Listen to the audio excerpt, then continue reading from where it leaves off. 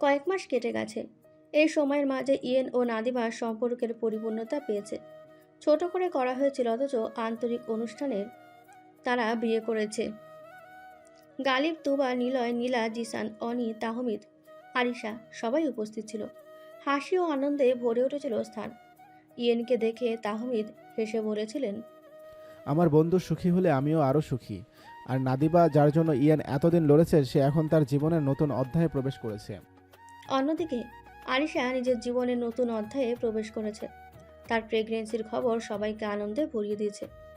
এখন তাহমিদ প্রতিদিন অফিসে মন বসে কাজে মন দিয়েছে। বিজনেসের কৌশলগুলো নতুন মাত্রায় পৌঁছে দিয়েছে। কিন্তু তার হৃদয় সবসময় আরিশার কাছে, তার ছোট্ট জীবনের অপেক্ষায় থাকা শিশুর জন্য। প্রতি সপ্তাহে শুক্রবার ইয়েন ও তাহমিদ নিয়মিত মুলান ও রিহানার কবর জিয়ারতে যায়। তোমরা আমাদের সঙ্গে সব সময় আছো। তাদের মুখে হাসি, কিন্তু চোখে জল। এই মিলিত আবেগই তাদের শক্তি যোগায়। মুলান ও রিহানা স্মৃতিতে এই কবর জিয়ারতগুলো হয়ে উঠেছে পবিত্র ও আবেগঘন।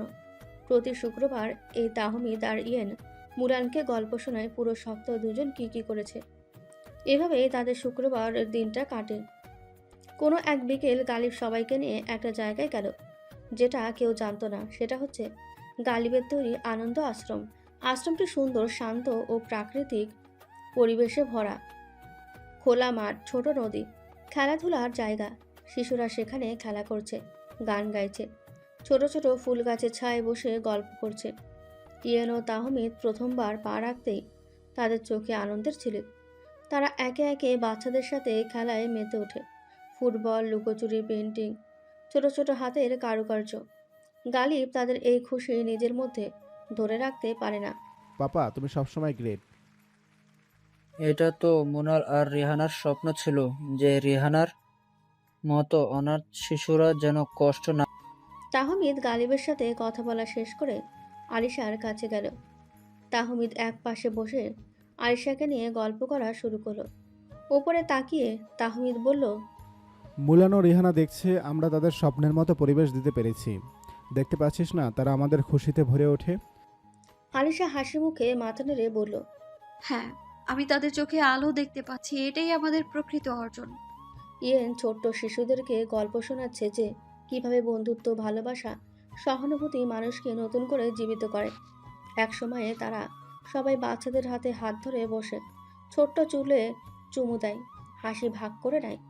কয়েকজন বাচ্চা ইয়েনকে জড়িয়ে ধরে বলে, তুমি আমাদের আঙ্কেল আর আমরা তোমাকে অনেক ভালোবাসি।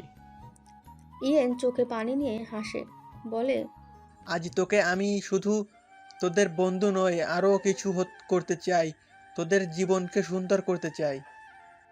বিকেল শেষ হওয়ার দিকে তারা সবাই ছোট্ট বারান্দায় বসে চা খাচ্ছে। সূর্যাস্তের নরম আলোয় আশ্রমের পরিবেশ যেন এক অন্য জগতে নিয়ে যায়। ইয়েন আর তাহমিদ একে অপরকে দেখছে, চোখে ভালোবাসা, মুখে প্রশান্তি। আরিশা হাত ধরে তাহমিদকে বলে, দেখো, আমরা শুধু নিজেরাই সুখী নই, অন্যদেরও আনন্দ দিতে পারছি। গালিব পাশ থেকে বলে, কষ্ট না পায়। এই আসল জীবন, যেখানে সুখ শুধু নিজের জন্য নয়, ভাগাভাগি করে দেয়ার আনন্দ। হ্যাঁ, আর এই শিশুরা আমাদের ছোট্ট পরিশ্রমের ফল। রাতের আগমনের আগে শিশুরা তাদের সঙ্গে বসে গান গাইছে, নাচছে। আর ইয়েন, তাহমিদ, আরিশা, গালিব, তুবা সবাই একসাথে বসে এই মুহূর্ত উপভোগ করছে। দূরে পাহাড়ের হাওয়ায় মৃদু শব্দের ছোঁয়া, হাসি আর আনন্দের মিলিত রং এক নতুন অধ্যায়ের সূচনা করছে। 7 বছর পর। 7 বছর কেটে গেছে, সময়ের হাত যেন দ্রুত গিয়েছে। তবে জীবনে প্রেম, হাসি, আনন্দ এবং ছোটোখাটো সমস্যাগুলো ঠিক আগের মতোই তাজা। চায়নার ব্যস্ত শহর, হাইটেক অফিস এবং ব্যস্ততা, সবকিছু যেন পাহাড়ের নীরবতা ও গ্রামের শান্তির সঙ্গে মিলে গেছে। তাহমিদ এখন একজন প্রফেশনাল বিজনেসম্যান। তার হাতেই কোম্পানির সব গুরুত্বপূর্ণ সিদ্ধান্ত। অফিসে তার কঠোরতা, ঘরে তার কোমলতা। সকাল থেকে সন্ধ্যা হিসেব, পরিকল্পনা, মিটিং এবং ক্লায়েন্টের সঙ্গে আলোচনা। তবে এই ব্যস্ততার মাঝে তার চোখে ঝলমল করছে 3জন ছোট্ট সন্তান।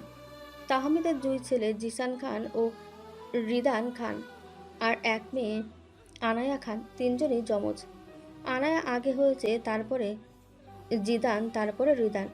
দুই ছেলের জিদান আর রিদান গালিবের মতো শক্তিশালী, চতুর আর বুদ্ধিমান হয়েছে।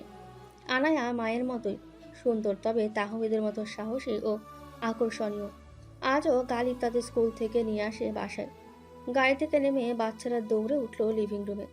তাহমিদ বসেছিল, হঠাৎ জিসান চেঁচিয়ে বলল, ড্যাড, আজ স্কুলে কত আনন্দ হলো জানো? কই না তো, আমি জানি না। হ্যাঁ হ্যাঁ, আমাদের হোমওয়ার্কটা একদম সহজ ছিল। আজ আমি আর জিদান সবার আগে হোমওয়ার্ক জমা দিয়েছি। আর আমার আর্ট ক্লাসের সবাই আমার ছবির লাইনিং প্রশংসা করেছে। তাহমিদ হাসি দিয়ে তাদের কোলে তুলে নিল, তিনজনকে একসাথে। আমার লোভনীয় ক্ষুদে তোমাদের হাসি বাবার সারাদিনের ক্লান্তি দূর করে। তাহমিদ মধ্যে এখন অনেকটা পরিবর্তন এসেছে। 32-এ পা দিয়েছে এখন। চোখে চিকন ফ্রেমওয়ালা চশমা ব্যবহার করে। রেগুলার জিম করা বডি, যা আরিশাকে বারবার আক্রান্ত করে। বাচ্চাদের রেখে তাহমিদ রুমে আসলো। এসে দেখে আরিশা বসে আছে। তাহমিদ পেছন থেকে গিয়ে জড়িয়ে ধরল আরিশাকে। আরিশা তাহমিদকে দেখে বলল, বয়স হয়ে গেল, কিন্তু তুমি দিন দিন যেন আরো হিরো হয়ে যাচ্ছ। তাহমিদ হেসে উত্তর দিল, পাপা সবসময় বলে না, রোমান্সের কোনো বয়স লাগে না। আর তোর ভালোবাসার চোখ সুন্দর, তাই আমি সবসময় তোর কাছে হিরো হয়ে থাকি। এই কথা বলে তাহমিদ আরিশাকে নিজের কাছে নিয়ে ঠোঁটে ঠোঁট ডুবাবে, সেই সময় রিদান চলে আসে আর তাহমিদকে বলে, পাপা, তুমি কি করতেছো? রিদানের কথায় হুঁশ ফেরে তাহমিদের। আরিশা বাচ্চার সামনে লজ্জায় পড়ে যায়। কিছু একটা বাহানা করে দৌড়ে চলে যায়। এদিকে গালিবার তুবা এখন অবসরপ্রাপ্ত। ব্যস্ততা কমে গেছে তাদের ঘরে, কিন্তু আনন্দের ফোয়ারা সেটা এখনও আগের মতোই আছে। জিসান ও অনি এখন গ্রামে। তারা তাদের ছোট্ট শান্তিপূর্ণ জীবনযাপন করছে। গ্রামের সব পরিচিত মুখ তাদের জানে, আর পরিবারের সকল সদস্য নিয়মিত ফোনে বা ভিডিও কলের মাধ্যমে সংযুক্ত থাকে। তবে মিসেস ফাতেমা 2 বছরে না থাকায় ঘরটা যেন একটু শূন্য। তাদের স্মৃতিতে তার উপস্থিতি সবসময় টিকে আছে। ইয়েন আর নাদিবা এখনও সন্তানহীন, কারণ 7 বছরের মধ্যে দুজনে প্রায় 700 বার ঝামেলা করে নাদিবার বাবার পরিবারে যাওয়া হয়েছে। আর ইয়েন বারবার তাকে আনতে গিয়ে বিপদে পড়েছে, তবে তারা হাল ছাড়ে।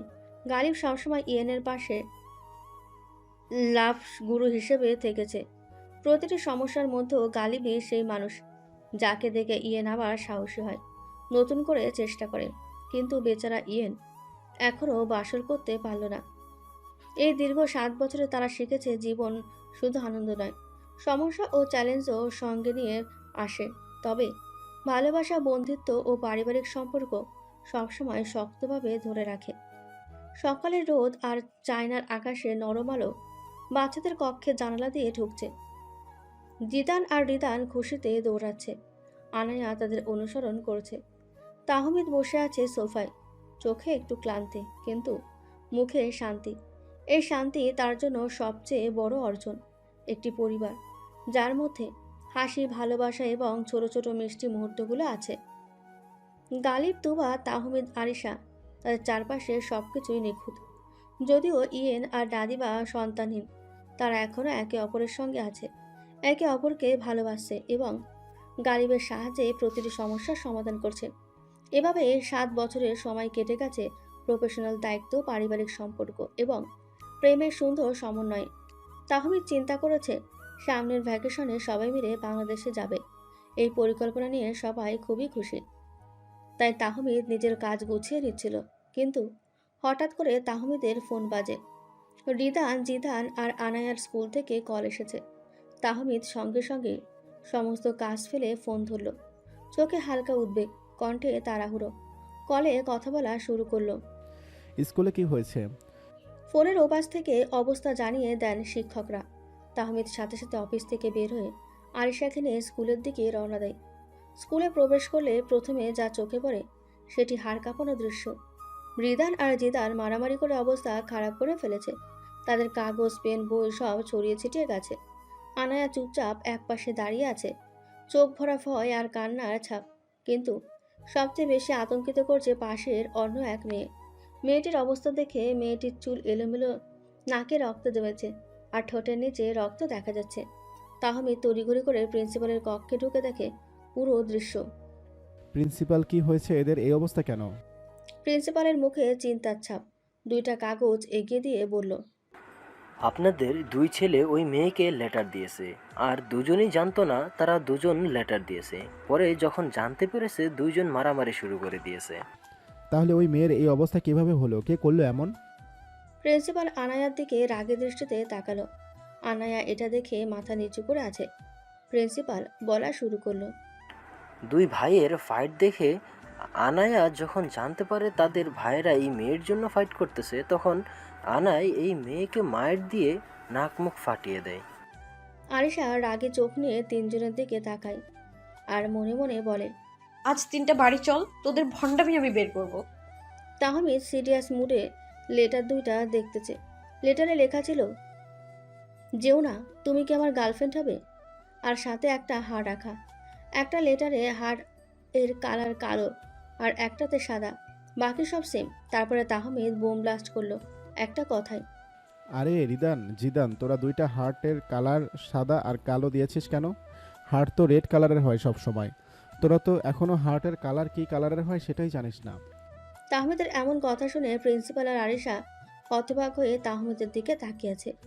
রিদান আর জিদান বাবার কাছে এমন কথা শুনে কুটি কুটি হাসছে। তাহমিদ আনায়ার দিকে তাকিয়ে বলল, কিন্তু মাম্মাম, তুমি এটা মোটেও ঠিক কাজ করনি। এইভাবে কাউকে মারাটা অন্যায়। আনায়া তাহমিদের কথা শুনে কোমরে হাত দিয়ে বলল, যখন প্রশ্নটা আমার ভাইদেরকে নিয়ে, তখন আমি কোনো কম্প্রোমাইজ করব না dad. Just like a my girl. আজ সব কটা বাড়ি চল, তোদের ব্যবস্থা করতেছি আমি, দাঁড়া। তাহমিদ তোমাকে বলার সাথে সাথেই ওখানে পৌঁছেছে, তার জন্য ধন্যবাদ। রিদান আর জিদান আজ একটা মারাত্মক মারামারি করেছে, আর উল্টো দিকে এই মেয়েটির কি অবস্থা করেছে আনায়া। প্রিন্সিপাল থেমে কিছুক্ষণ নিঃশ্বাস নেয়। তোমার বাবা আমার পরিচিত বলে আমি তোমাদের ডেকেছি আগে। তাহমিদ চোখ মেলে সবকিছু খুঁটিয়ে দেখে। রিদান আর জিদান ক্রমশ হালকা শান্ত হয়েছে। তাহমিদ জানে রিদান আর Zidan same to same copy Abrar Khan Galib এর। রাগ থেকে শুরু করে সবকিছুই আসতো আরও একটা প্রমাণ পেয়ে গেল। তাহমিদ দেখে তাদের জামা জুতো বেহাল অবস্থা। ভাই, তোরা এইসব কি করেছিস? আজ তো বাসায় গেলে তোদের সাথে আমারও রিমান্ড চলবে। চল বাসায় চল সব কয়টা। তাহমিদ একটি গভীর শ্বাস ফেলে তাহমিদ প্রিন্সিপালকে সরি বলে কথা শেষ করে উঠে দাঁড়ালো। আলিশা দ্রুত এগিয়ে আসে, ছোট হাত দিয়ে রিদানের মাথা ধরে বলল, আজ বাসায় চল, তোদের মারামারি করাচ্ছি আমি। রিদান কিছুটা লজ্জায় হেসে ওঠে আর জিদান চুপচাপ বসে যায়, কারণ তারা জানে বাসায় একজন আছে যে সবসময় প্রোটেক্ট করে। রিদান বলল, পাপাই তো আমাদের গুরু আছে বাসায়। বাসায় গেলে তুমি আমাদের কিছুই করতে পারবে না। তাহমিদ চোখ মেরে তাদের বাচ্চামোর জন্য বলে, বাচ্চারা, এভাবে কেউ স্কুলে মারামারি করে? আমি তোমাদের ঘুরতে নিয়ে যাচ্ছি বাংলাদেশে, আর তোরা এটা কি করলি? আজ বাসায় চল, তোদের জন্য কঠিন শাস্তি অপেক্ষা করছে। তাহমিদ, ধন্যবাদ। তুমি না আসলে পরিস্থিতি আরো ভয়াবহ হতো। আমরা কিছু ম্যানেজ করতে চেষ্টা করেছি। তাহমিদ তখন সে মেয়েটির দিকে তাকায়। নাকে রক্তের ছাপ দেখা যাচ্ছে। নরম কণ্ঠে বলল, সরি মামুনি, সব ঠিক হয়ে যাবে। রক্ত দেখে ভয় পেও না, আমি তোমার পাশে আছি। আমার মেয়ের হয়ে আমি তোমার কাছে ক্ষমা চাইলাম। ড্যাড, তুমি কেন ওকে সরি বলছো? তুমি তোমার দিক থেকে ঠিক আছো, আর আমি আমার দিক থেকে ওকে সরি বলে দিলাম, কারণ আমি চাই না আমার প্রিন্সিপালের উপরে কেউ রাগ করে থাকুক। আনায়ার মন কেমন নরম হয়ে গেল। আনায়া মেয়েটার পাশে গিয়ে ব্যাগ থেকে একটা চকলেট বের করে সরি বলল, যেটা দেখে সবাই হেসে দেয়।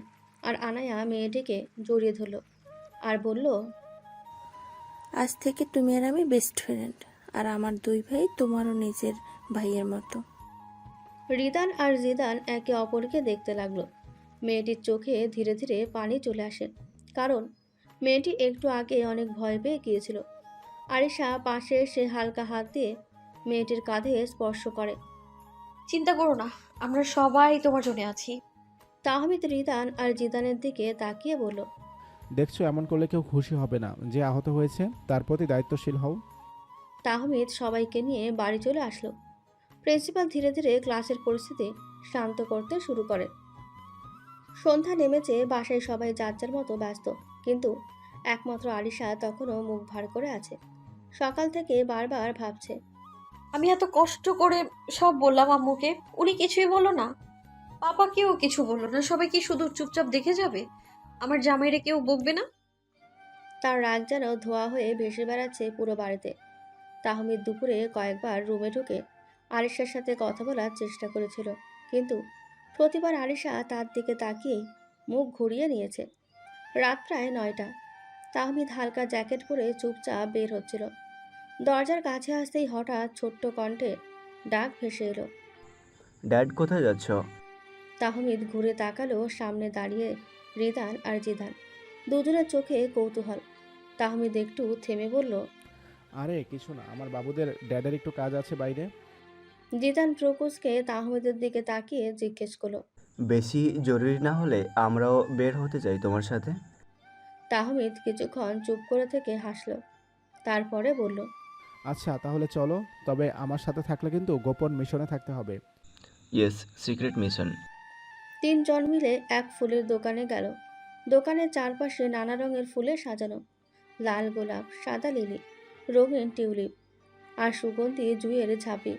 তাহমিদ প্রায় 20 মিনিট ধরে ঘুরছে, একটার পর একটা ফুল হাতে নিয়ে আবার রেখে দিচ্ছে। রিদান বিরক্ত হয়ে জিজ্ঞেস করলো, ড্যাড, এত ফুল দেখছো কেন? আসলে ফুল দিয়ে কি করবে? তাহমিদ গম্ভীর মুখে উত্তর দিল, তোমাদের মমের রাগ ভাঙাবো, তাই সে আমার উপর ভীষণ রাগ করে আছে তোদের কারণে। রিদান চিন্তিত ভঙ্গিতে থুতনিতে হাত রেখে বলল, আচ্ছা মম রাগ করলে ফুল দিলেই ঠিক হয়ে যায় বুঝি? তাহমিদ রিদানের এই বাচ্চা মেয়ে কিউটনেস চিন্তা দেখে হাসি চেপে বলল, হ্যাঁ রে, অন্য মেয়েদের মতো তোর মার ফুল পেলে মন গলে যায়। এই কথার মাঝে হঠাৎ 2 খুদে সেনা কোথায় যেন হারিয়ে গেল। তাহমিদ আশেপাশে খুঁজে দেখে 2 জন নেই। কিছুক্ষণ পর হাসি মুখে হাতে করে 2টে ফুলের তোড়া নিয়ে হাজির হলো। জিদান গর্ব করে বলল, আন্টি, এই দুটোর প্যাক করে দেন। তাহমিদ অবাক হয়ে চোখ বড় বড় করে 2 খুদে সেনার দিকে তাকালো। তাহমিদ মুখে হাত দিয়ে বলল, এই তোরা আবার ফুল কিনছিস কেন? রিদান জিদানের দিকে তাকিয়ে হাসল, নির্দোষ গলায় বলল, আমরা আমাদের গার্লফ্রেন্ডকে দিব। তাহমিদ তো স্তব্ধ, কি বলবে ভাষা খুঁজে পাচ্ছে না। আর খুদে সেনারা তো মনে হচ্ছে কোনো দোষ করেনি এমন একটা ভাব নিয়ে আছে। তাহমিদ অবাক হয়ে বলল, কি তোদের গার্লফ্রেন্ড? সকালে না মারামারি করলি, এখন আবার ফুল? ড্যাড, এত প্যানিক হইও না, সময় মতো ঠিক জানতে পারবে। তাহমিদ দীর্ঘশ্বাস ফেলে মাথায় হাত দিয়ে বলল, আরে ভাই, আমি বুঝতেছি না আমি তোদের বাবা নাকি তোরা আমার বাবা। দুইটাই আমার পাপার কার্বন কপি হয়েছে। ফুলের শপের বিল মিটিয়ে 3 জন দারুণ খুশি হয়ে বাসায় ফিরে এলো। ঘরে ঢুকে তাহমিদ সোজা ফুল নিয়ে চলে গেল আরিশার কাছে। আরিশা তখনও গোমরা মুখে বিছানায় বসে। হঠাৎ দেখে তাহমিদ হাঁটু গেড়ে বসে ফুলের তোলা বাড়িয়ে বলছে, বেবি সরি, এত রাগ করো না, তুমি ছাড়া আমি তো কিছুই না। আরিশা চোখ রাঙিয়ে তাকালো। কিছু বলার আগেই হুট করে পাশে এসে দাঁড়ালো খুদে সেনা সদস্যরা। রিদান আর জিদানও হাঁটু গেড়ে বসে একসাথেই বলল, সরি মম। আরিশা মুহূর্তেই ভ্যাবাচেকা খেয়ে গেল। তার বুকের রাগ গলে পানি হয়ে আসছে। 3 জনকে একসাথে হাঁটু গেড়ে বসতে দেখে রাগ আর টিকল না। আরিশা হেসে ফেলল, কিন্তু ঠোঁটের কোণে কান্নার ছাপও রইল। তাহমিদ কৌতূহলী হয়ে বলল, আচ্ছা ভাই, তোরা নাকি গার্লফ্রেন্ডের জন্য ফুল কিনেছিস, তাহলে আমার বউকে কেন দিলি? আরে ড্যাড, সব বাচ্চাদের ফার্স্ট লাভ তো তাদের মাই, তাই আমরা বলছি এই কথা। আসলে গার্লফ্রেন্ড মানে আমরা মমকে বুঝাইছি। আরিশা এই কথা শুনে হাসতে হাসতে 2 ছেলে আর স্বামীকে জড়িয়ে ধরল। তোমরা 3 জন একই রকম, একে অপরের কপি, আমার রাগ থাকবেই কি করে? তাহলে এখন কনফার্ম আমার প্রতিদ্বন্দ্বী শুধু বাইরের দুনিয়া না, ঘরের মধ্যেই 2 জন তৈরি হয়ে গেছে। রিদান আর জিদান একসাথে হাত তুলে বলল, ইয়েস ড্যাড, আমরা দুজনই খানবাড়ির আর্মি। কয়েকদিন পরে বাংলাদেশে যাওয়ার আগের দিন তাহমিদ অফিসের কাজে ডুবে আছে। চারিদিকে কাগজের ফাইল, ল্যাপটপের কিবোর্ডের আওয়াজ। ঠিক তখন ইয়েন এসে ঢুকে পড়ল। ইয়েন একটা চেয়ারে টেনে বসে দীর্ঘশ্বাস নিল। তুই জানিস তেজ, কখনো কখনো মনে হয় আমি লাইফে কিছু করলাম না। তোকে দেখি বউ বাচ্চা সব সেটেল, তোর তো আবার 3টা যমজ, আর আমি এখনো বাসর করতে পারলাম না। তাহমিদ ঠোঁট কামড়ে কাজ চালিয়ে যেতে লাগলো। তার চোখে অল্প হাসির ঝিলিক, কিন্তু ইয়েন সেটা ধরতে পারল না। তাহমিদের উত্তর না পেয়ে ইয়েন ঝাঁঝালো কণ্ঠে বলল, শালা, তুই কি আমার কথা শুনতেছিস নাকি শুধু ল্যাপটপ দেখতেছিস? এই তোকে বলতেছি, তোর বেস্ট ফ্রেন্ডের পাসওয়ার্ড নাই আর তুই টাইপিং করছিস। তাহমিদ এবার হালকা বিরক্ত হয়ে ল্যাপটপ বন্ধ করে উঠে দাঁড়ালো। চোখে এক ধরনের দুষ্টু হাসি। পকেট থেকে একটা খাম বের করলো। এটা ধর, আর আমার ভ্যাকেশন শেষ করে ফেরার আগেই যেন শুনি তুই বাবা হতে চলেছিস, এইটাই চাই। খামটা ইয়েনের হাতে দিয়ে হেসে কাঁধে চাপড় দিয়ে বেরিয়ে গেল। ইয়েন একা দাঁড়িয়ে রইল। খাম খুলতে চোখে পড়ল একটা হানিমুন স্যুট বুকিং ভাউচার, আর সাথে একটা কাগজে লেখা। বাসর নাই, লাইফ নাই, এইসব চিন্তা বাদ দে, এখনই অ্যাকশন টাইম। ইয়েন খামটা বুকে চেপে ধরে হেসে উঠল। জিও গুরু, জিও ছেলে। রাতে ইয়েন চুপচাপ বাসায় যায়। নাদিবা বই পড়ছিল। ইয়েন কিছু না বলে হঠাৎ তাকে শক্ত করে জড়িয়ে ধরে ঠোঁটে চেপে ধরে একরকম ঝরে ফেলে দিল। নাদিবা অবাক হয়ে ঠেলে দিতে চাইল, কিন্তু ইয়েনের শক্তিতে একদম হারিয়ে গেল। কিছুক্ষণ পরে মাথা ঘুরে জ্ঞান হারালো। কয়েক ঘন্টা পর চোখ খুলতে নাদিবা দেখে সে একটা নিস্তব্ধ জায়গায়। চারপাশ অন্ধকার, শুধু মোমবাতির আলো। সামনে ফুলে সাজানো একরকম কেবিনের মতো, জানালার বাইরে চাঁদের আলো। নাদিবা কাপা গলায় বলল, ইয়ান, তুমি আমাকে কোথায় এনেছো? আমি ভয় পাচ্ছি। ইয়েন দরজায় হেলান দিয়ে দাঁড়ালো, চোখে দুষ্টু আগুন। নাদিবার দিকে যেয়ে বলল, ভয় পেও না, আজ থেকে তুমি শুধু আমার। আজ রাত তোমার আর আমার জীবনের প্রথম রাত। ইয়েন ধীরে ধীরে কাছে আসতে লাগলো। নাদিবা বারবার পিছাতে লাগলো, কিন্তু জায়গা ফুরিয়ে গেল। পিঠ ঠেকলো দেওয়ালে। ইয়েন তার মুখের খুব কাছে এসে ফিসফিস করে বলল, তুমি আমার থেকে পালাতে পারবে না নাদিবা। এতদিন তোমাকে শুধু দূর থেকে দেখেছি, আজ তোকে আমার করে নেব। ইয়ান, আমি এখনো রেডি না, তুমি প্লিজ। ইয়েন তার ঠোঁটে আঙুল রেখে থামিয়ে দিল।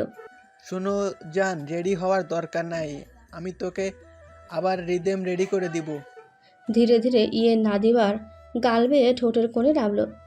নাদিবা বারবার ধাক্কা দিতে চাইছে, কিন্তু ইয়েন তার দুই হাত শক্ত করে ধরে রাখল।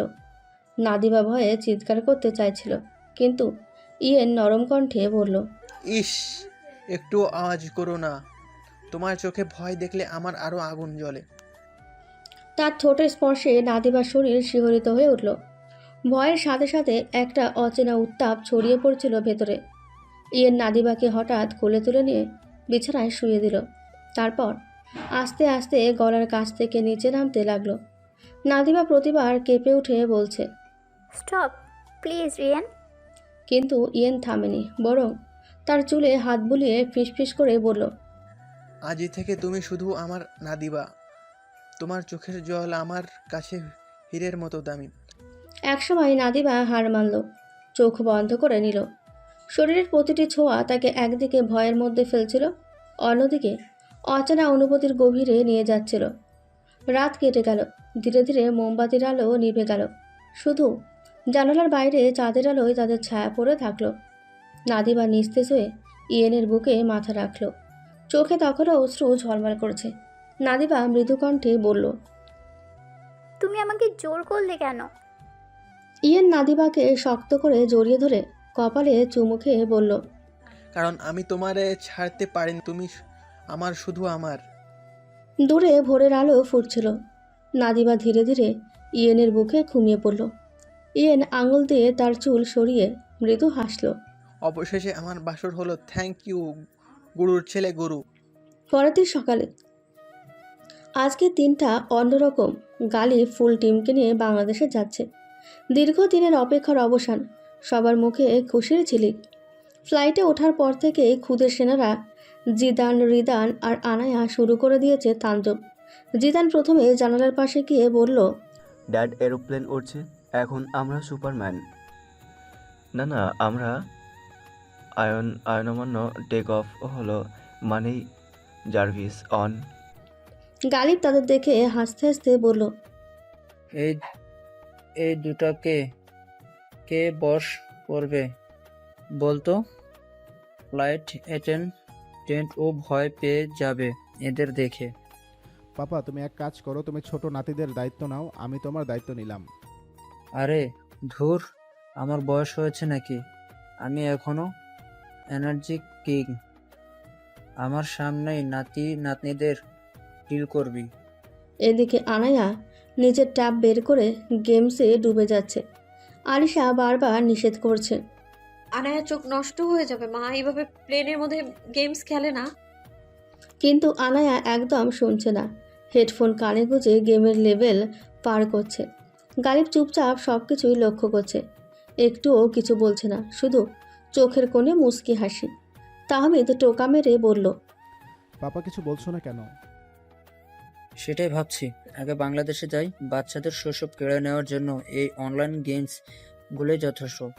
এটার একটা ব্যবস্থা করা দরকার। তাহমিদ মাথা নেড়ে হালকা ইমোশনাল হয়ে গেল। দীর্ঘ 7 ঘন্টা জার্নির পর প্লেন ঢাকা এয়ারপোর্টে ল্যান্ড করলো। বাইরে দাঁড়িয়ে আছেন তৌহিদ খান, সাথে নিলয়ও এসেছে। খুদে সেনারা রিদান, জিদান, আনায়া পৌঁছে গিয়ে তৌহিদ খানের বুক জড়িয়ে ধরল। তৌহিদ খান চোখ ভিজিয়ে বললেন, এতদিনে আমার বুকটা পূর্ণ হলো। গালিব এগিয়ে এসে আবেগে বাবাকে জড়িয়ে ধরল। তৌহিদ খান কান্না করে দিল। গালিব বলল, দরকার। কেমন আছো আব্বু? ঠিক সেই সময় তাহমিদ দৌড়ে এসে দাদুকে জড়িয়ে ধরে ওপরে তুলে নিয়ে বলল, কেমন আছো দাদু? আরে ছাড়, পরে যাবো তো। আরিশা এসে সালাম দিল নানুকে। তুবাও সালাম দিল শ্বশুরকে। চারিদিকটা এক আবেগঘন মুহূর্তে ভরে গেল। এরপর গালিব হঠাৎ নিলয়ের পেটে এক পাঁচ দিয়ে গালিব বলল, কিরে মিয়া, পেটটা তো ফোলা দেখাচ্ছে, গর্ভবতী নাকি? নিলয় পেট চেপে ব্যথায় কুকিয়ে উঠে বলল, এই বয়সেও তোর নোংরা জোকস কমলো না। আরে ধর, পেটের মাপ দেখে তো ভেবেছিলাম টুইন বেবি আসছে। তোর মতো বেকুব বন্ধু আমার জীবনটাই শেষ করে দিছে। সব কিছু শেষ করে সবাই রওনা হলো খানবাড়ির উদ্দেশ্যে। বাড়ি পৌঁছে সবাই নামলো ব্যাগ নিয়ে, কিন্তু হঠাৎ তাহমিদ গাড়ি নিয়ে বের হতে লাগলো। গালিব ডাক দিল। সে কি রে, কোথায় যাচ্ছিস? তাহমিদ মুচকি হেসে উত্তর দিয়ে বলল, তোমরা ফ্রেশ হও, আমি আসি। ভাই এই সময় হঠাৎ রিদান আর জিদান একসাথে চিৎকার দিয়ে বলল, ড্যাড, আমাদের কি মোলায় আঙ্কেলের সাথে পরিচয় করাবে না? সবাই থমকে গেল। রিদান আর জিদানের কথা শুনে গালিব মাথা নিচু করে বলল, আমাকে নিয়ে চল। তৌহিদ খান বিস্মিত হয়ে বললেন, তাহমিদ, তুই তোদের বন্ধুর কথা এখনো ভুলিস নাই? সবাই ভেবেছিল সময়ের সাথে হয়তো তাহমিদ মুলানকে ভুলে গেছে, কিন্তু আজ সবাই বুঝল না, মুলান এখনও তার জীবনের অঙ্গ। গাড়ি ছুটল নির্জন কবরস্থানের দিকে। সেখানে রিহানার কবর, আর পাশে চিরশান্তিতে শুয়ে আছে মুলান। সবাই কবরের সামনে এসে দাঁড়ালো। গালিব, তৌহিদ খান, রিদান, জিদান, নিলয়, তাহমিদ, সবাই চোখ ভিজিয়ে ফেলল। তাহমিদ ধীরে ধীরে বসে পড়ল কবরের পাশে। তার ঠোঁট কাঁপছে, চোখ ভিজে গেছে অশ্রুতে। আমি তোকে অনেক মিস করি। তুই ছিলি আমার লাইফ, আমার শোল্ডার, আমার ফাইটিং পার্টনার। আমি যদি কখনো ব্যথা পেতাম তুই প্রথম দৌড়ে আসতিস। এখন তোকে ছাড়া আমার লাইফ একদম ফাঁকা। তার গলা ধরে এলো। সবার সামনে কান্না চেপে রাখতে পারল না। গালিব এসে পিঠে হাত রেখে বলল, কান্না করিস না মুরাল, তোর সাথে মৃত্যু হলো অবশ্যম্ভাবী, কিন্তু ভালোবাসা কখনো মরে না। ওরা সব সময় তোর সাথে থাকবে। ঠিক তখনই রিদান আর জিদান ছোট ছোট পায়ে দৌড়ে কবরের সামনে গেল। রিদান বলল, জানো মোলান আঙ্কেল, ড্যাড সবসময় তোমার জন্য দোয়া করে। ড্যাড প্রতি নামাজে তোমার জন্য কান্না করে, আমরা জানি। তাহমিদ শুনে বুক ভেঙে কান্না শুরু করে দিল। কবরের মাটিতে হাত রেখে ফিসফিস করে বলল, ভাই আমি প্রতিশ্রুতি দিচ্ছি, তুই যেখানে থাকিস আমি তোর স্বপ্নগুলো পূরণ করব। আমার সন্তানরাও তোকে মনে রাখবে। তুই আমাদের পরিবারের অংশ ছিলি, আছিস আর থাকবে চিরকাল। চারিদিক নিস্তব্ধ হয়ে গেল, শুধু বাতাসের শো শো শব্দ আর ভেজা চোখের নীরবতা। সবাই মিলে কবর জিয়ারত করে ফিরে খান বাড়িতে একসাথে ডিনার করলো। ডাইনিং টেবিলে হাসি ঠাট্টায় জমজমাট অবস্থা। ডিনার শেষে যে যার রুমে চলে গেল। আলিশা রাগী মুখ করে বিছানায় শুয়ে আছে। ঘর অন্ধকার, শুধু জানালা দিয়ে চাঁদের আলো ঢুকছে। তাহমিদ দরজা লক করে আস্তে আস্তে তার পাশে গিয়ে বসলো। কি হলো, রাগ করে আছিস কেন? চুপ। ঠিক আছে চুপ থাকলাম, কিন্তু চুপ থাকলে তোর রাগ ভাঙাতে কে আসবে? এই বলে হঠাৎ আরিশার হাত ধরে জোরে নিজের দিকে টেনে নিল। আরিশা আঁতকে উঠে বলল, ছাড়ো আমায়, ঘুম পাচ্ছে খুব। না বেবি, এখন আর ঘুম আসবে না। তাহমিদ আরিশার ঠোঁটে ঠোঁট বসিয়ে দিল। প্রথমে আরিশা অনেক চেষ্টা করলো ছাড়াতে, কিন্তু তাহমিদের শক্তির সামনে আর পারল না। চুমুর ফাঁকে তাহমিদ ফিসফিস করে বলল, তোর কি জানি ডায়লগ আছে একটা, আনরোমান্টিক জামাই পাইছিস তাই না?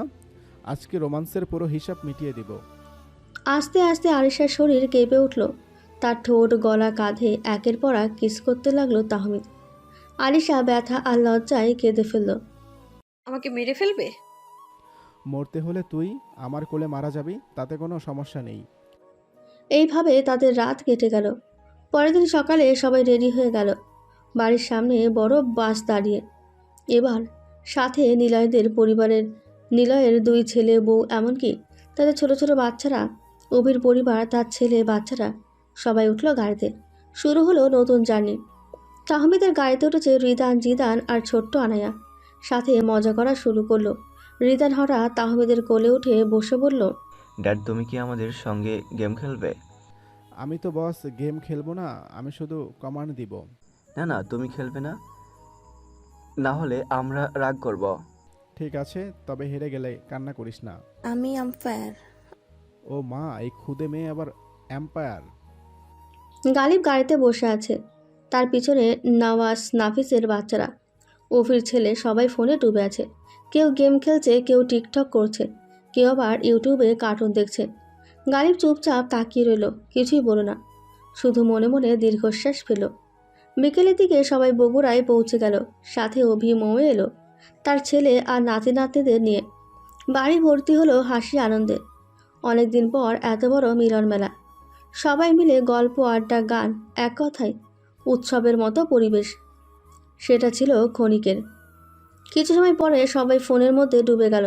বাচ্চারা গেমে ব্যস্ত, বড়রা সোশ্যাল মিডিয়ায়। এবার গালিব মাথা খাটালো।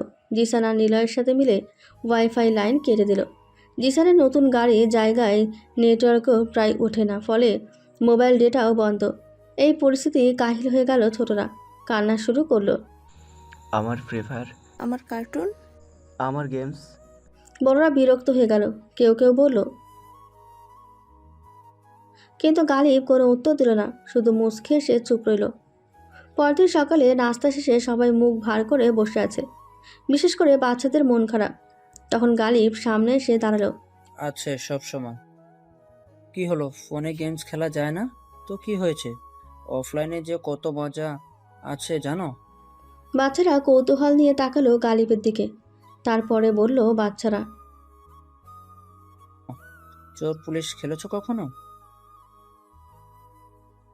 চলো তাহলে এখনই শুরু করি। গালিব সবাইকে নিয়ে মাঠে গেল। খুদে সেনারা মেতে উঠল চোর পুলিশ খেলায়। সবাই অনেক মজা করছে। তারপর শুরু হলো একে একে ডাংগুলি, বৌচি, গোল্লা চোট, লাঠি খেলা, বালিশ, কাবাডি, বসন্তী, লুকোচুরি। এবার শুধু বাচ্চারা নয়, বড়রাও ধীরে ধীরে খেলায় যোগ দিল। নিলয়, জিসান, এমনকি অভিও লাফালাফি করতে লাগলো। মহিলারা পাশে বসে হাসতে হাসতে চিৎকার দিচ্ছে। খেলা শেষ করে দুপুরে সবাই মিলে পুকুরে মাছ ধরতে গেল। জাল ফেলে টোপ দিয়ে হাসাহাসি, কে বেশি মাছ ধরবে সেই প্রতিযোগিতা চলল। বিকেলে আবার সবাই রাখালের সাথে মাঠে গিয়ে গরু চড়ালো। শিশুরা খুশিতে মেতে উঠল গ্রামীণ জীবনের আনন্দে। সন্ধ্যা নামতে সবাই ক্লান্ত, কিন্তু মুখে তৃপ্তির হাসি। এখন আর কেউ ফোন খুঁজল না, কেউ ইন্টারনেটের কথা বললো না। রিদান, জিদান আর আনায়া একসাথে দৌড়ে গিয়ে বলল, দাদু, এটা আমাদের বেস্ট ভ্যাকেশন। বড়রাও একমত হলো, এই ছুটি শুধু খুদে সেনাদের নয়, সবার জীবনে সেরা স্মৃতি হয়ে থাকবে।